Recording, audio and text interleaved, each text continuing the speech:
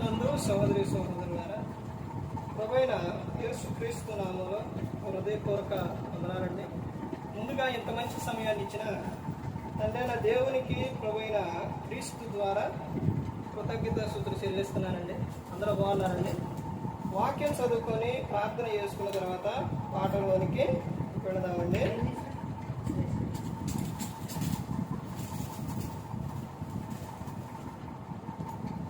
Mark సువార్త 1వ అధ్యాయం 14-15 వచనాల్లో అక్కడ మనం చూస్తే, మార్కు సువార్త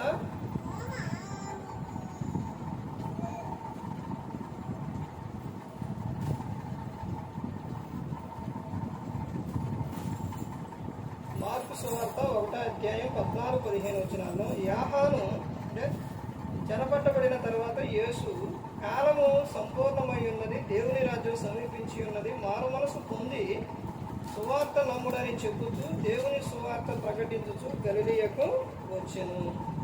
ప్రార్థన చేసుకున్నాను. పరలోకమందున్న మా తండ్రి, పరిశుద్ధ ప్రేమ గల తండ్రి, గొప్ప తండ్రి, యెహోవా తండ్రి, మీ ప్రియకుమారుడు యేసుక్రీస్తు ప్రభువు ద్వారా కృతజ్ఞతాస్తుతులు చెల్లిస్తున్నాం నాయన. ఈ రాత్రి వేళ మా అందరితో మాట్లాడమని మా ప్రభువు యేసుక్రీస్తు నామములో వేడుకుంటున్నాం తండ్రి. ఆమేన్. ప్రభువైన యేసుక్రీస్తు నామములో హృదయపూర్వక వందనాలండి. దేవుని కుమారుడు యేసుక్రీస్తు ప్రభువు ఈ లోకానికి వచ్చిన తర్వాత పరలోక రాజ్యం సమీపిస్తుంది కనుక మారు మనసు పొందమని ప్రకటింప మొదలుపెట్టారు. అంశం పాఠం పేరు పరలోకం చేరాలంటే. పరలోకం చేరాలంటే పరలోకం చేరాలంటే ఏం చేయాలి? కొన్ని విషయాలు చెప్పండి. పరలోకం చేరాలంటే ఏం చేయాలి? పరలోకం చేరాలంటే మొట్టమొదటిగా యేసుక్రీస్తు ప్రభువు చెప్పిన విషయం ఏమిటి అని అంటే, మార్కు సువార్త 1వ అధ్యాయం 14-15 వచనాల్లో మారు మనస్సు పొందాలి. మనుషులు వాక్యం అనేది ఎన్నో విషయాలు ఎన్నెన్నో చెబుతున్నారు. సేవకులు ఎన్నో విషయాలు చెబుతున్నారు. అన్ని విషయాలు ఎందుకు చెబుతున్నారు అని అంటే, ఒక వ్యక్తి మార్పు కోసమే. అందులోని ప్రతి ఒక్కరూ గమనించుకోవాల విషయం ఏంటంటే, మనం ఈ లోకంలో శాశ్వతంగా ఉన్నాం. శాశ్వతమైన లోకం కాదు. శాశ్వతమైన లోకం ఏది అని అంటే పరలోకం. ఆ పరలోకం చేరాలంటే మొట్టమొదటిగా ఇక్కడ చెబుతున్న విషయం ఏంటంటే, ఒకటి మారు మనసు పొందాలి. రెండో విషయం మత్తయి సువార్త 5:3లో ఆత్మ విషయమై దీనులై ఉండాలి. ఆత్మ విషయం ఎలా ఉండాలి? దీనత్వం కలిగి ఉంటేనే పరలోకం చేరుతూ. మూడో విషయం మత్తయి సువార్త 19:21లో క్రీస్తును వెంబడించాలి. ఎందుకని అంటే, యేసుక్రీస్తు ప్రభువు ఎక్కడున్నారు? పరలోకంలో ఉన్నారు. మరి ఆయనతో పాటు ఉండాలంటే ఈ లోకంలో ఎలా ఉండాలి? క్రీస్తుని పోలే నడుచుకోవాలి. క్రీస్తుని వెంబడించాలి. ఆయనతో సహవాసం కలిగి ఉండాలి. దేవుడు మనల్ని ఎందుకు పిలిచారు అని అంటే, ఆయన కుమారుని యందు సహవాసం కలిగి ఉండడానికి. క్రీస్తును వెంబడిస్తేనే ఎక్కడికి వెళ్తారు? పరలోకం చేరతారు. నాలుగో విషయం చూస్తే మత్తయి సువార్త 18వ అధ్యాయం 3వ వచనంలో మార్పు పొందిన బిడ్డల వలె ఉండాలి. మార్పు పొందిన బిడ్డల వలె ఉండాలి. పరలోకంలో ఎవరు గొప్పవారు, పరలోకంలో ఎవరు చేరతారని శిష్యులు అడిగితే మత్తయి సువార్త 18వ అధ్యాయంలో ఏమని చెప్తారంటే, మీరు మార్పు నంది బిడ్డల వంటి వారైతేనే పరలోకంలో చేరతారు.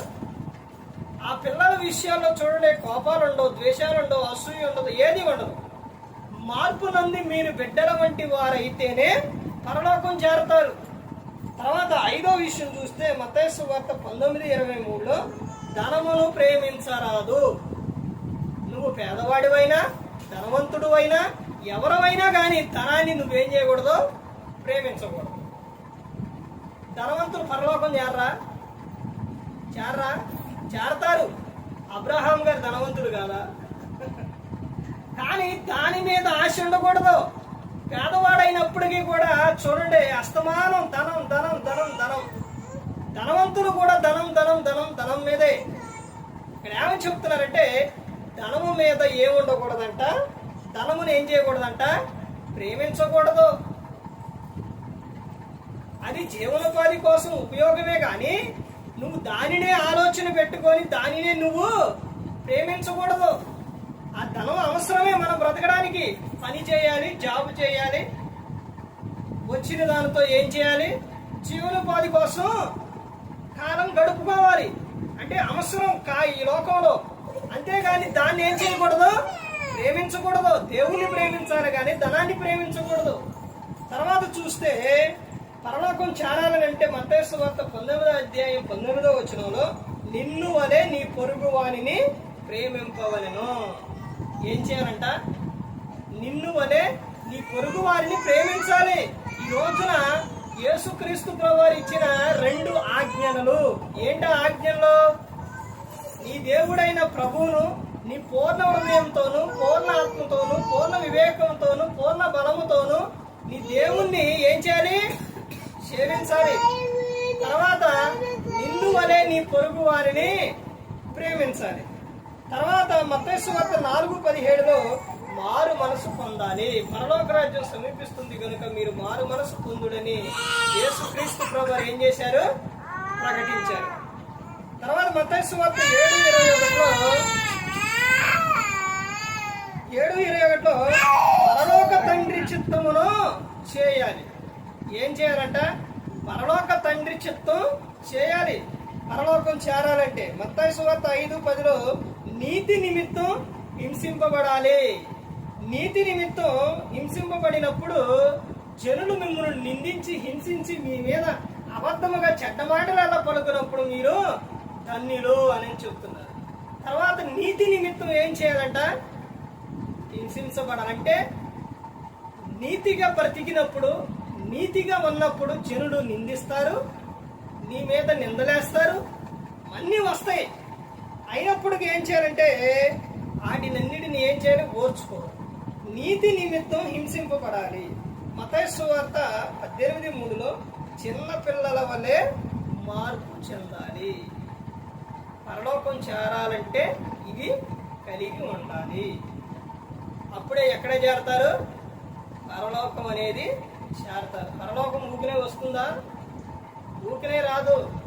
ఇవన్నీ చేయాలి, అపవాదిని చేయించాలి,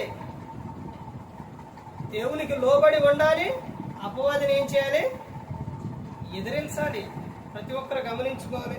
ఏ ఒక్కరు కూడా నశించి నరకానికి వెళ్ళిపోకూడదని యేసుక్రీస్తు ప్రభువారు ఈ లోకానికి వచ్చి మనందరి కోసం సిలువలో తన ప్రాణాన్ని పెట్టి ఉన్నారు.